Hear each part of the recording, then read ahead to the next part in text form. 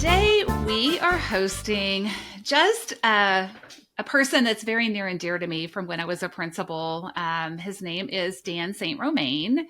And I don't know a leader who has led before that tries to figure out, like, how in the world do we support teachers who have students with challenging behavior? I don't know what principals had to deal with that. We have Dan here, and I'm going to let him just kind of talk about who he is. But I've had personal experience with you, Dan. I remember you always my 411. I'm like, holy cow, what am I going to do? I have this individual that I'm working with, and it typically was the adults that were the most difficult, right? The teachers always, Absolutely. yeah, the teachers think the little ones, those littles are the ones that are the most difficult to work with. But tell us about you, Dan. Like, who is Dan St. Romain for the people listening that have never had the opportunity to hear you or see you? Well, I appreciate the invitation to have a conversation with you today, Jerry. I am an educational consultant, I guess is the best way to phrase it. It's one of those, just like with administrators, you wear many hats. But I was a special education teacher and I worked in residential treatment. And over many 30 plus years of working with kids of all levels, I found my passion was trying to support student discipline and work with administrators and teachers on the best ways to deal with behavior concerns. Because as we know, they have gotten more and more challenging as the years go on. And you know, the way we were raised is very different than the way kids are getting raised today. And that's not a home issue, it's a society issue. And so we're just seeing a lot more behavior issues. So this is an issue that is near and dear to my heart. It is one that's near and dear to your part. You are just passionate about this work. And so it makes me want to think, like, okay, when you first decided that you were going to start helping, supporting, people in this space of behavior, what really lit that fire for you? Like, what was that pivotal moment when you're like, You know, this is, this it's is, funny. I never planned on doing what I'm doing. People ask me all the time, they're like, how did you get to do what you're doing today? And I'm like, I have no earthly idea. I wanted to be a school psychologist.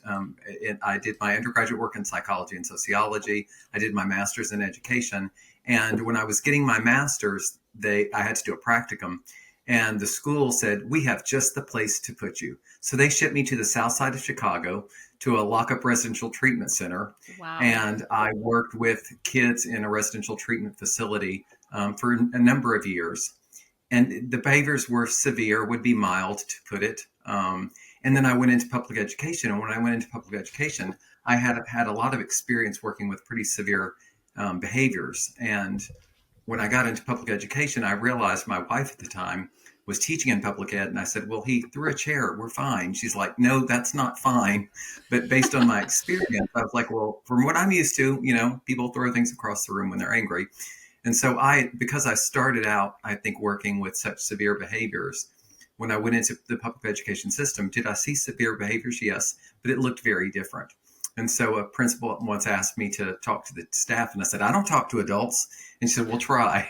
And so I did an after school little session, and then they asked me to work with the parents, and then they started asking me to do trainings, and it just sort of ballooned. I didn't plan on working with adults, but I enjoy working with adults and specifically administrators, because I find that the larger we can go in the system, the more we can work with the macro system, it filters down to the kids. So do I enjoy working with the kids? And have I worked with kids at all levels in every situation? Yes. But my favorite is working with administrators because they have such a profound ability and impact to really change the foundation of what we're doing in terms of behavior, because they touch so many more lives. Right. So what do you think the biggest common misconception is with school leaders, principals, that they have about student behavior? This is like a trick question here. It's actually probably one of the number one questions that I get. And it's interesting because if I'm full disclosure, I've never been an administrator per se. Now I worked at our educational service center and have consulted with administrators all around the country. But it's interesting to me because so many principals and administrators, understandably, will call me and say, Dan, our teachers need tools for the toolbox. And I say, what? We're dealing with so many behavior problems. Our teachers need more tools. And what I've come to realize over the course of many years is teachers have a lot of tools. That is generally not the problem. The problem is everyone's on a different page in terms of their beliefs. So let me give you an example that I give Hmm. commonly. Let's say you invite me to work with your teachers and you say, give them strategies. I say, okay, great. I'll give them strategies. Let's give the strategy of eye contact. I talk about this a lot. So I Hmm. tell the teachers, when you're teaching kids naturally engage their eyes because it'll help them to pay attention. It will decrease misbehavior. It builds relationships. Hmm. It invigorate them. It can be good modeling, and it strengthens those connections. So one teacher in fifth grade hears that and says, "Great, no problem." Another teacher hears that, in, whatever high school, and the high school teacher believes in the power of the relationship. So that teacher greets the kids at the door every single day, high fives them, it naturally engaging in the way in he or she teaches. Hmm. Okay, she makes eye contact. Okay. So the fifth grade teacher heard that same thing. Kids come in, she's like, all right, guys, get out your journal. And then she just stops and stares at a child. It's all right, Michael, we're not waiting on you. And she uses eye contact too, but she does it in a way that humiliates that child. Hmm. The strategy is not the problem. The problem was the belief systems of the teacher. One teacher believes that eye contact is used in the power of strengthening a relationship and building attention skills. And the other one believes if I could take that child home, I could change that behavior. You see, the strategy is not the problem. The problem is they have different belief systems. And I think one of the Mm. hardest jobs of the administrators is not to give teacher strategies. It's to get the ship going in the same direction. Because if you have Hmm. one teacher believing in the power of teaching and relationship building and connections, and you have another teacher believing in, well, if we just had the right punishment, if you would do something when I send them to the office, but you just play games with them all day. I don't even know why I send them to the office. Oh, Because one, jeez. I've and heard I, that I'm before. I'm guessing your viewers and listeners are Hmm. shaking their head because we can think about our staff and everyone means well. Every teacher means well. The Right. problem is they come from different philosophical backgrounds. Hmm. And our inclination is to teach and discipline kids the way we were taught and disciplined. So I'm going to go off for a minute. When I was a Hmm. young teacher, my first year teaching, I'll never forget. I went to a friend of mine and I looked at him and I said, Have you seen Mr. Johnson? He says, yeah. I said, he needs to retire. He's older than dirt. Good Lord, he's older than dirt. And we would laugh about it. Well, then over the course of many years, I became that teacher. I became the old curmudgeon. And what I realized is as we get older, there is a natural disconnect between the way we were raised and the way kids today are being raised. And so Hmm. you hearken back to, well, this is what worked when I was a kid. If I would have done that, my parents would have taken me out. That administrator, she would have taken out the paddle. Right. And so the older we get, the more we go to what we know. Hmm. So there is a natural inclination for teachers as they get more wise in their career and have more teaching years under their belt. They want to go back to the way things were. And that's very, very, very challenging. So, back to your original question, what is the biggest misconception? Is that we need to give teachers the right program or the right strategy. Schools, in well-intentioned, jump from Hmm. program to program to program. We're doing discipline with dignity, and now we're doing the Boys Town Model of Social Skills, and now we're doing love and logic, and we jump Hmm. from program to program to program. When I go into a school, though, if the problem is if your teachers aren't ready to adopt the philosophy of the behind the program, the strategies will never work. So if we go in and we Mm. tell high school teachers, we're doing PBIS, positive behavior principles, or positive behavior interventions and supports, and we're going to do this and this and this and this. If your teachers aren't ready for that type of philosophy, they're going to undermine it. And then you'll never be able to implement it in your school again because then the teachers will say, oh, we tried that, we did that, that didn't work. Right. Or if I'm a fourth grade teacher and I'm going to offend some people and I don't mean to, but I know administrators very well intentioned will look at their teachers and say, okay, starting this year, we're not using our clip systems. Clip systems, Yeah. when kids misbehave, we move their clips or we sign the folder. And I tell administrators, don't mandate that because if they're Hmm. using that, they're using it because they need it. What we want to do is get them to a point where they have a aha shift and they're like, I want to try something new. Right. Otherwise, we're doing with the kids we're doing with the teachers what we don't want them to do with the kids, which is mandate change. Change Hmm. has to be an internal decision, and so we have to nudge them. But people say, well, then how do I get rid of their clip systems if I don't like the clip systems, or what if I want them to do it a different way? Well, then you've got to do exactly what we ask teachers do with kids, which is develop the relationship, get trust, help them have some aha moments, give them some staff development, so they have an internal desire to want to change. I always tell teachers, I Hmm. don't want a kid behaving because they're scared of being sent to the office. because you're not always going to be around to send them to the office. I Right. don't want a kid behaving because they're going to get a behavior buck because you're not always, no, they need to do the right thing because it's the right thing to do. And so we have to Right. approach them in a very, very different way than we would, because the old model of rewarding positive behaviors and punishing negative ones gets Hmm. us short-term results. It doesn't create long-term, healthy, well-adjusted kids, which is our long-term goal of developing character, rather than the Right. short-term stopping the behavior. Sorry, that was So, a lot of information in one question. well, but I love that. I mean, I had a personal experience with you, right? When I was principal, and I'm sure someone listening right now doesn't has never experienced something like this, where they have a team that is a bit disjointed on how to support kids. They have a team who there's just a year that you have a group that's a little more challenging than others, right? I mean, when you've been in education for a while, you'll have a couple of groups that come through that the typical systems that you have in place work.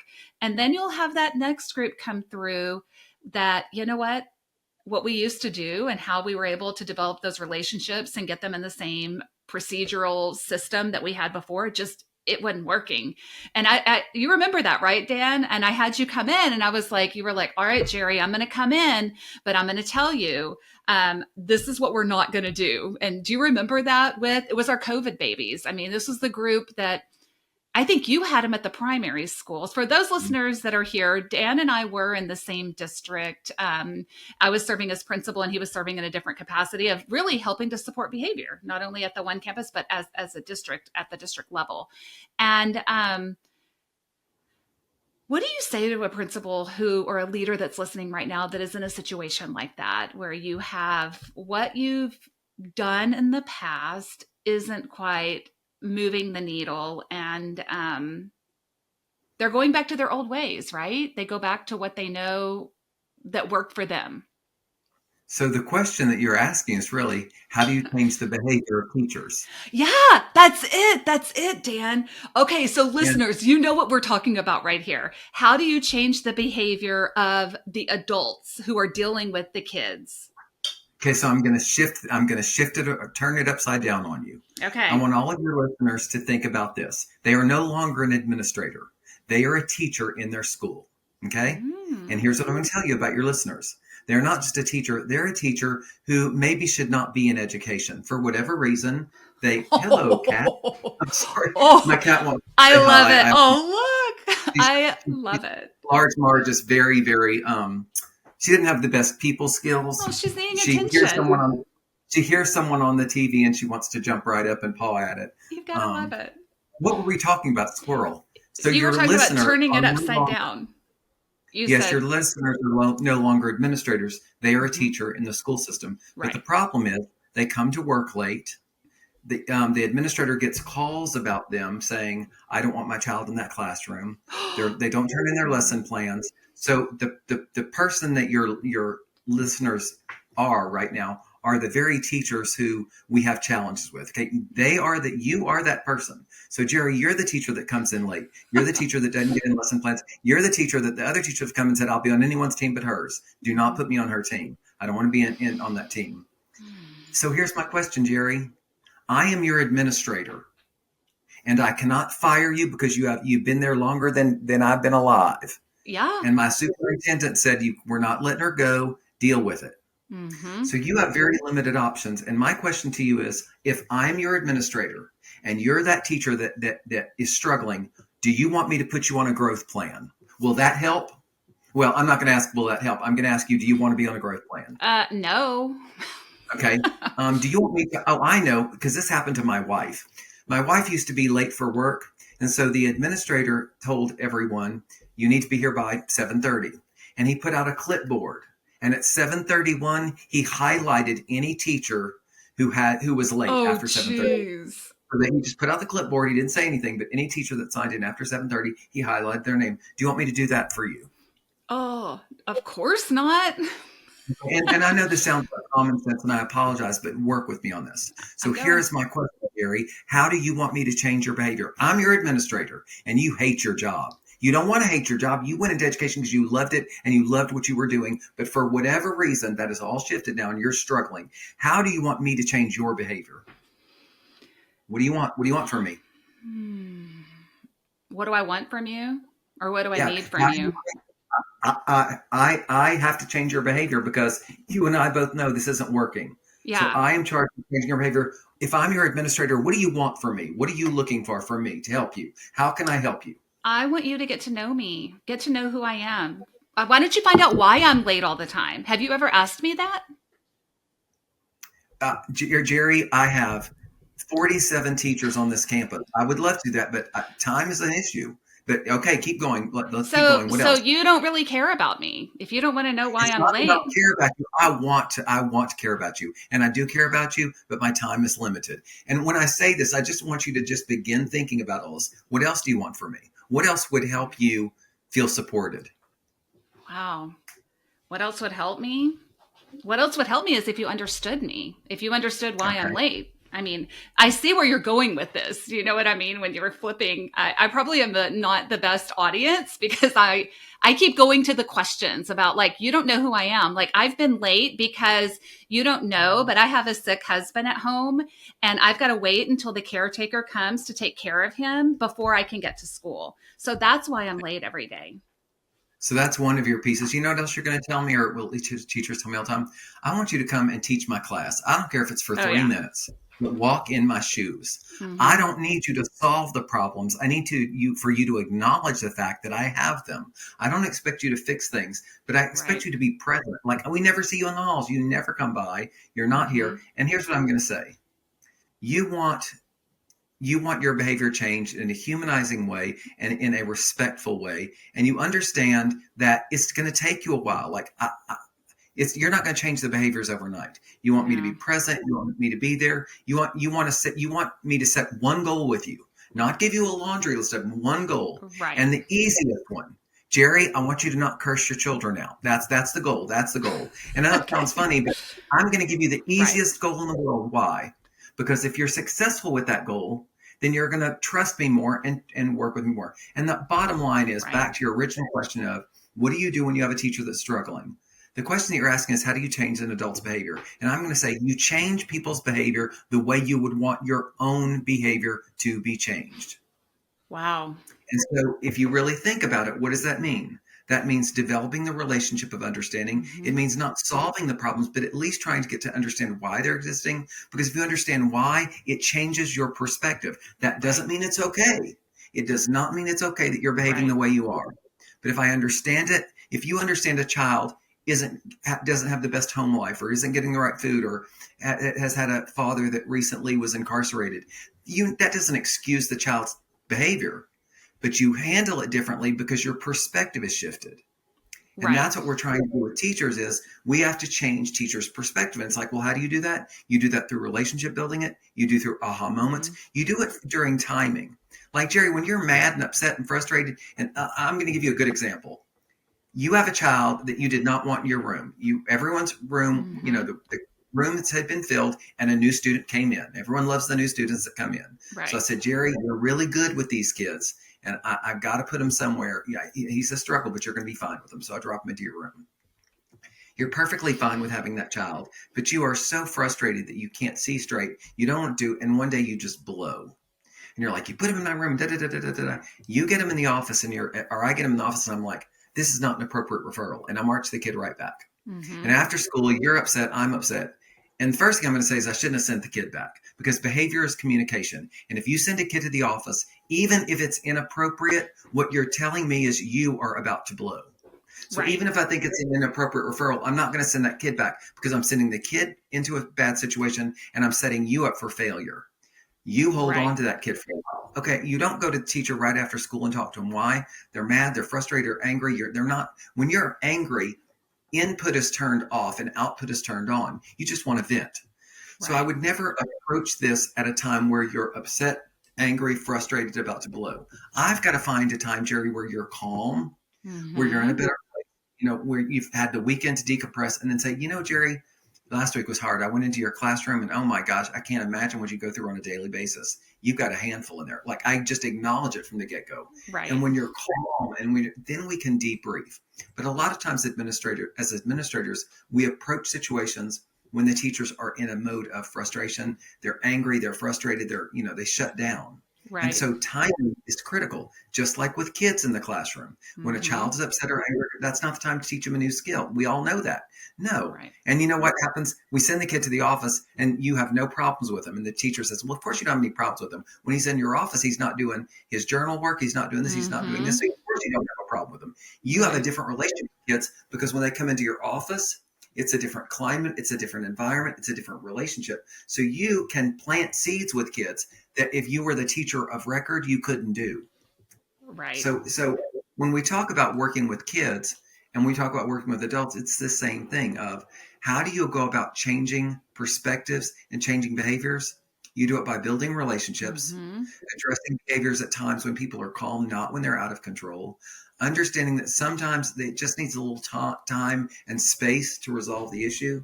Mm-hmm. And it just continually goes back to how would I want my own behavior changed? I wouldn't want if I had problems, I wouldn't want the principal to say you need to work on this and this and this. No, I would want the administrator to look at me and say, Dan, how can I help you? What do you think we need to work on? I would want you to get Right. my opinion. Maybe I have some thought in this. Maybe I have Mm-hmm. skin in the game. So I'm doing more things, and this is the phrase that I use a lot. I'm going to do more things with you than to you. And it's just like with it, Ooh. work with, don't With. do to. Right. When you do two, it's I'm going to send. People laugh about this. I have 4 boys, and my second born child was challenging. And one time, I don't know, second grade, fourth grade, whatever, I came in. I said, "Where's Mike?" And my wife said, "Oh, he's in his room." She said, and I said, "What?" And she said, "He was in his room." I said, oh. So I went up and talked with him. Well, 3 days later, he had gotten out of control again. And I said, you need to go to your room. So he went up to his room and my wife came in and said, where's Mike? I said, well, I took a page from your book. He's in his room.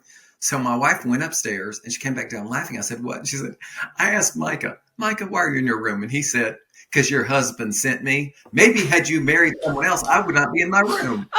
And Oh. I talk about that so often because in Micah's mind, whose fault was it that he was in his room? Whose fault did Micah think it was that he was in his room? Whose fault was Oh, that? it was your fault. It was my father because I sent him to his room. Do you want him Mm-hmm. to go to your room? So I take away the responsibility. It was his choice. Well, I'm going to say that too often when we punish and when we reward, we're doing things to kids, which creates external short-term change, but doesn't create long-term change.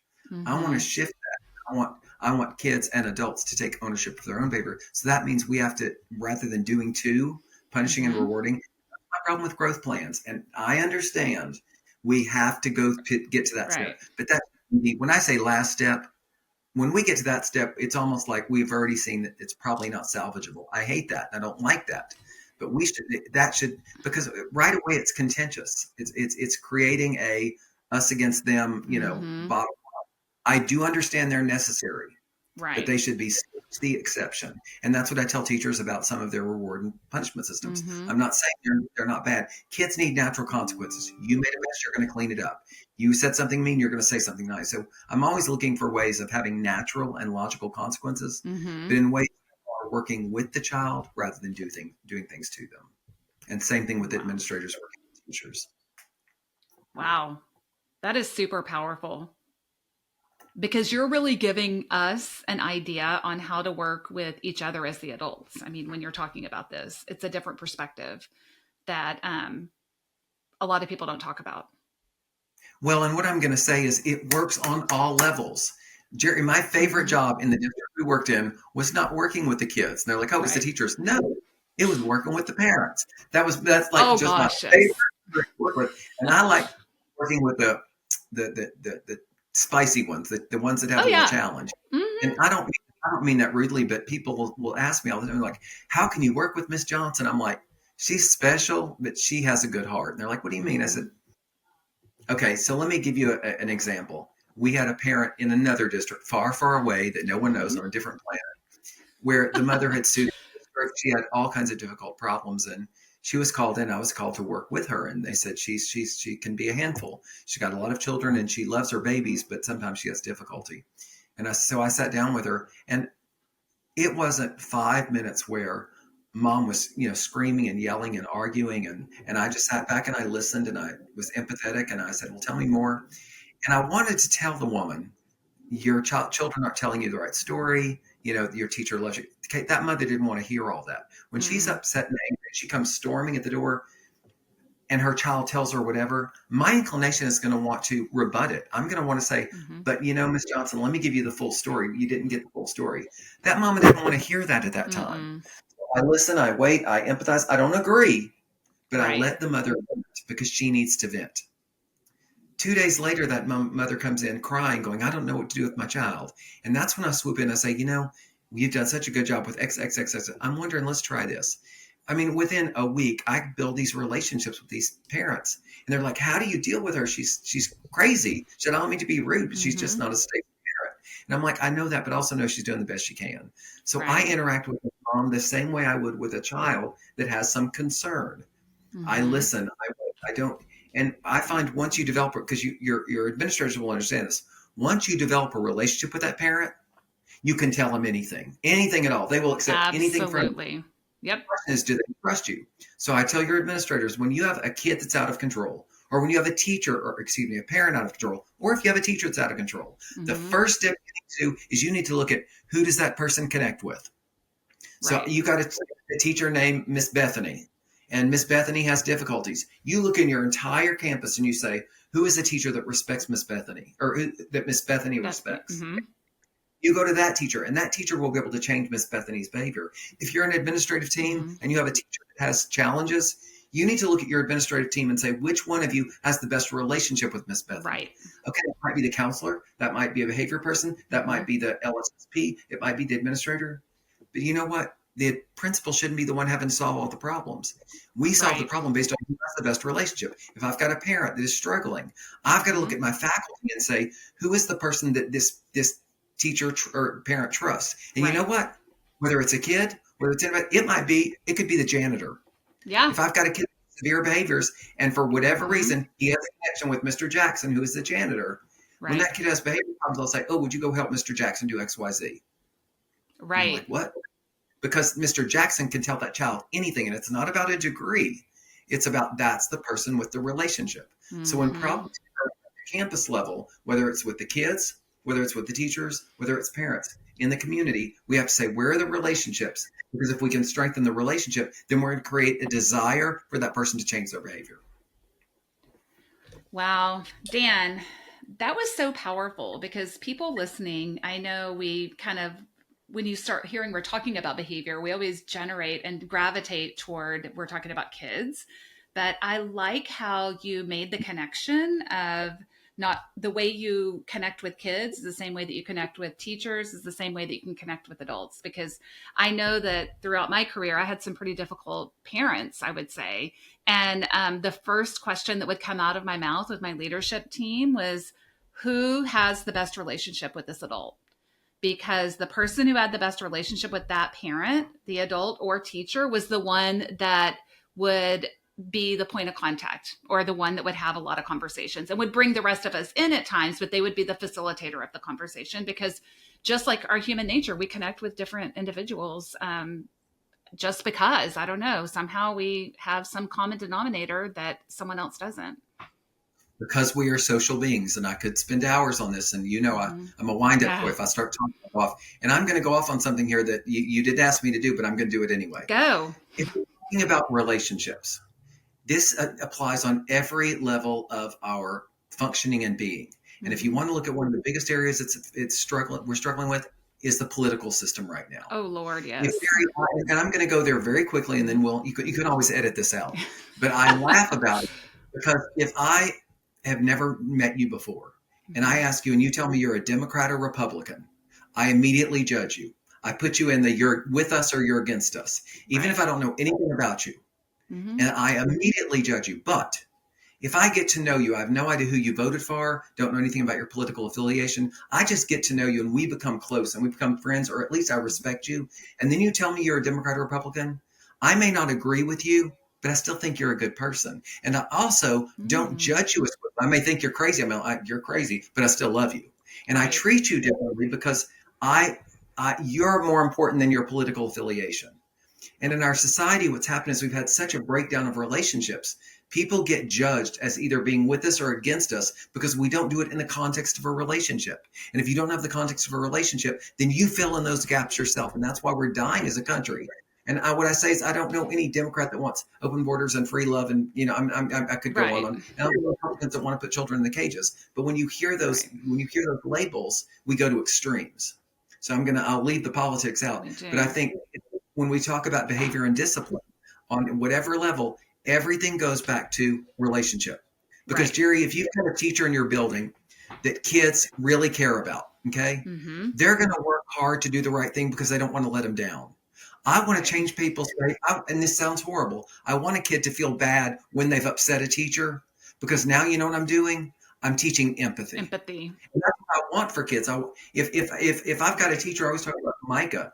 If Micah respects you and he hadn't had his medication or whatever, he'll go up and say, Mrs. Spellman, I don't think I have my medication. Should we call my dad? I don't know. What should I do? What should I do?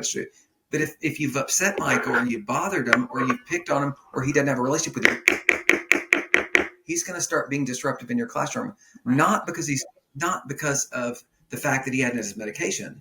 It's because he does not have a relationship with you. And the teachers Right. that have the best relationships, and I did this in graduate school. I was preparing to do my PhD on it eventually. But what I did was I went to schools and I looked for teachers who had the fewest discipline referrals and the Mm-hmm. most discipline. And I tracked all that. And I went back and I did a little study among the kids. And I said, what are the teachers who are your favorite teachers and who are the teachers that you struggle with? And almost verbatim, the teachers that had the best relationships had the fewest referrals across the board. And the teachers with the most difficult relationships were the ones that had the most referrals. Now, obviously, that's not scientific.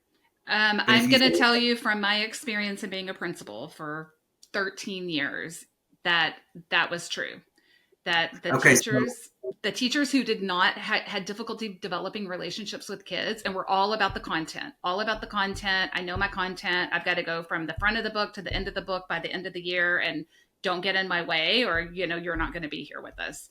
But the ones who connected had minimal. Only if it was a really big thing, like a weapon, or a kid really did something that you just had to go to the office for. There was no question. And there are two pieces of information that I think about when you say that. And one is, when I was working at our educational service center, I helped coordinate with other people that I worked with a behavior institute where every summer we would bring in, presenters and do staff development for the region. Mm-hmm. And my last year there, we decided for the keynote speaker to invite a group of kids from an alternative high school to be our keynote speakers. So we had 9 kids that had been in the, high school alternative setting.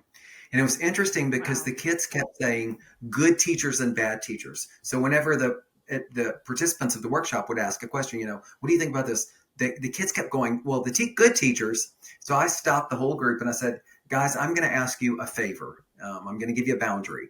Right. You keep referring to good and bad teachers. And if a teacher ever looked at me and said good and bad kids, I would cut them off immediately. I don't think there are good kids and bad kids. I think that we all do the best we can. So I'm going to ask you to not call them good and bad teachers. But before I do that, I have a question.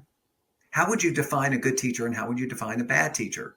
And they all just sat there and they started smiling. And one kid said, well, the bad teachers care more about what they're teaching us. I said, what do you mean? That's just what I was saying. The bad teachers are the ones that, they're more, they got to get scores out of us and they got to get this out of that. And they care about, and the good teachers, like, they ask us how we're doing, how our weekend is. And you know what one kid said? And you know when the shift is? 6th grade. And all of a sudden, one of the kids said, I think elementary teachers, my K through 5th, they went into teaching because they love kids. And the secondary teachers go in because they care about their content. And we just sat there with our jaw on the ground because I said, I don't know that you can make a generalization about that. But I do think that is to some degree true, that many times teachers of older students really love their content and they have a passion for that. And that doesn't mean that secondary teachers don't love kids. That's not what we're saying. And it also doesn't mean that elementary teachers don't have a love for their content. Right. But I think we all can agree, whatever our position is, especially administrators, kids feel the shift when they go from, and it's from pre-K to one building into another building. There's a shift. When they go from 5th to 6th, there's a shift. When they go to middle school to high school, it's like suck up. Come on, Wow. we got to get some content. And the kids can feel that. So then the question that I'm going to throw out there that is a hard one, and it's my biggest difficulty, is when I have to look at an administrator and say, okay, you've got a teacher that really struggles with connecting with kids. How do you, because that's the ultimate thing. If you Mm-hmm. can help them develop that relationship, a lot of things fall into place. But what do you do with a teacher who really has a difficulty time just connecting with kids in general? Those, in my opinion, are there are two groups of teachers that I find the most difficult to work with when it comes to behavior. And it's one, teachers who don't have what Jacob Kunin called with itness. Mm-hmm. So it's some of your administrators may harken Yeah. back to their graduate school days, but with itness is the Mm-hmm. ability. When I'm speaking to you, Jerry, I see what's going on in the classroom. Like I have eyes and ears, Right. and I know I can keep things In the going. back of your Te- head. Kunin said that's the one thing about teachers is if they don't have with itness, it's not a skill that can be taught. And that I found that to be so incredibly true. If they don't see the problem, that you can't remediate it, you can't fix it. So that's Right. one. But the other one is the teachers that have the hardest time building the relationships. What do you do with them? Because some teachers just come to it naturally. You know, you all Mm-hmm. have teachers that just Right. naturally connect with kids. And what I have found, and I'm not going to say it's the best answer, but the best answer I can get is I look at developmental levels and I coach Mm-hmm. them to work with a different grade level. Or, I've had elementary Oh. teachers go to secondary, because sometimes it's not about the relationship of the adult with the child. It's the connection of the developmental level. What's the Some right teachers fit? work better. Yeah. Yeah. And so sometimes I've had teachers that really struggle in sixth grade go down to second grade, or I've had a high school teacher come down to middle school. And it can work both ways. It can get worse, Mm-hmm. yes. But I found that that's the best way to try to find a Hmm. connection is the developmental level, because I think naturally, and you know that some kid, Yeah. I could never work with fourth grade kids. My wife taught fourth grade for 30 years and she loved that awkward, weird, Yeah. crazy age. And those kids would drive me crazy, but you put me in a different grade level and I connect with them better. So sometimes that can help with that relationship piece. Wow. Dan, so you have given people a lot to think about. You've given leaders some takeaways that they could take and use right away. Tell us about if people want to learn more about Dan St. Romain, if they want to be able to connect with you and your work, can you tell our listeners just where they can find you and what you have available to help support them? Absolutely. It's interesting because if I'm being honest, and Jerry, we've talked about this, I'm trying to slow down. I know. Whenever I retired from the school system, I retired. I was already planning on retiring. I had my paperwork in right before COVID hit. So I was Mm-hmm. supposed to retire in May of 2020. And in March, I went away for spring break and never went back. Like for Yeah. people who retired that year, it was the most awkward, weird retirement. So I just sort of Yeah. went back to the school and got my stuff and walked away. But I said, whenever I retire, I'll still consult. And I thought that that was going to slack off, and it sort of doubled. Mm-hmm. Well, because you know, I do my primary focus is behavior, discipline, character education, developmentally Right. appropriate practice, and I present at all levels. So I travel a great deal around the country doing a lot of staff development, and I love it. It is for anyone who sees me, they know it's my passion. Mm-hmm. But I've had some vocal issues with a polyp being developed, and I'm just trying to slow down for health reasons. But I still do staff development and love doing it. The good news is that being a Cajun boy from South Louisiana, no one has my name that I know of.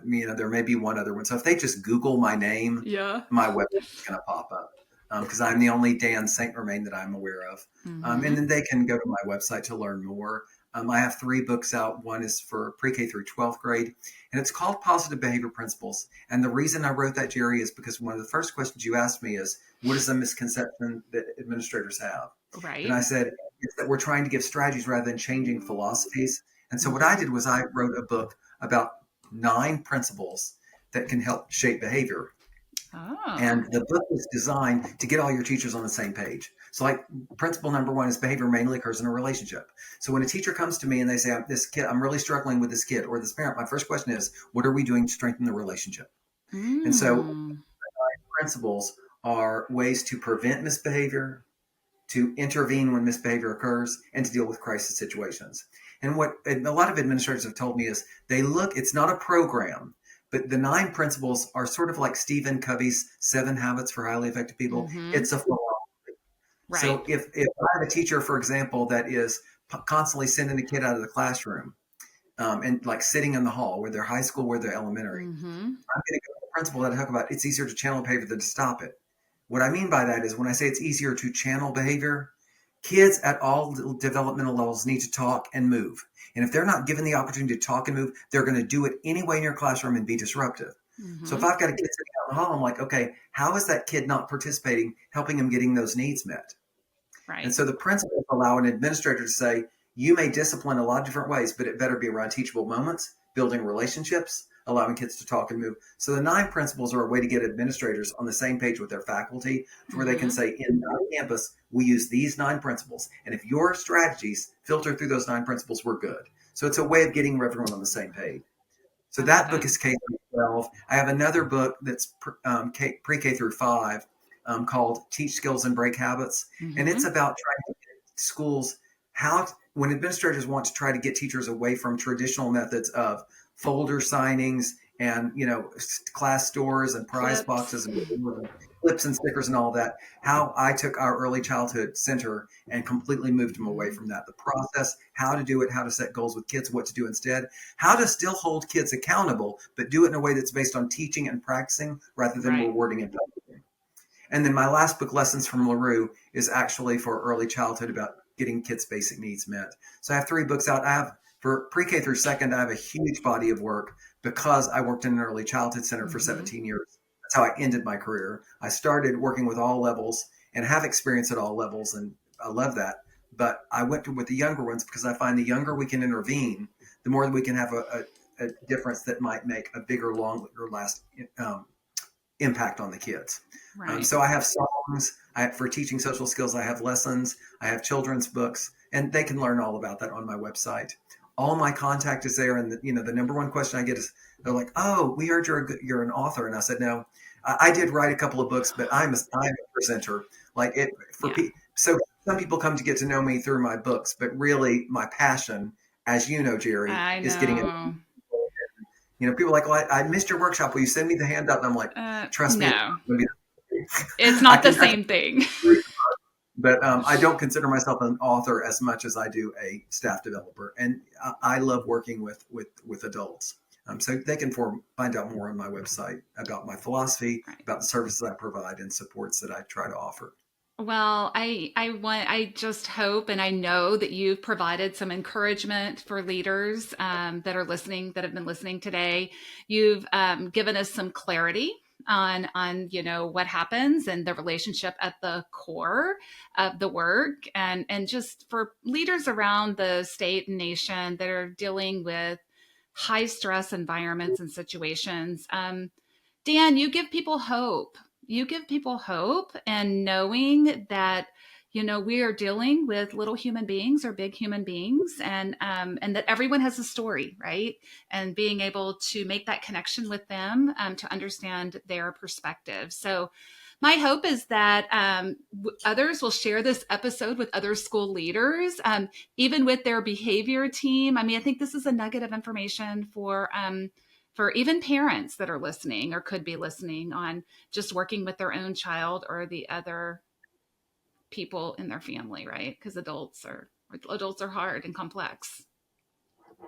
It is not easy, It and that I isn't. think that's why we're all struggling and so frustrated right now is because of the breakdown of relationships on so many levels. So Well, and I think that social media just makes it so easy to not have a quality relationship. And, the keyboard warriors that have, go freely and sharing their thoughts about everything. But I just want to thank you. I know your time is so valuable. I am always encouraged. I learn something every time we have a conversation, and I've seen you a lot when you present to adults, and the work you do really matters and impacts people. People, I'm going to call it people, individuals, human beings. And so I want to thank you for that. Thank you for being here, and just thank you for being you, Dan St. Romain. I appreciate the fact that you invited me. Even though I'm trying to slow down, it's hard for me to slow down because I just feel so passionate about what I'm doing. And there are a lot of things I don't understand. Right. And God gives us all different gifts and challenges. But when it comes Mm-hmm. to human behavior, that is just something that's always made sense to me. I don't Right. like it and I don't necessarily agree with it, but I understand why the behavior occurs. And if we can try to figure out the why and then work from there, behavior is much more palatable to work with when you understand the why behind it. And the one thing I will tell your administrators is when they're struggling with a teacher, I want them to have the same empathy for the teacher as we're asking the teachers to have with the kids. It works on all levels. So Right. sometimes it's just you have to be patient and give it time for it to work. So Right. I appreciate you inviting me, and if people have follow up questions or information, they can reach me on my website. You got it. Well, thank you, Dan.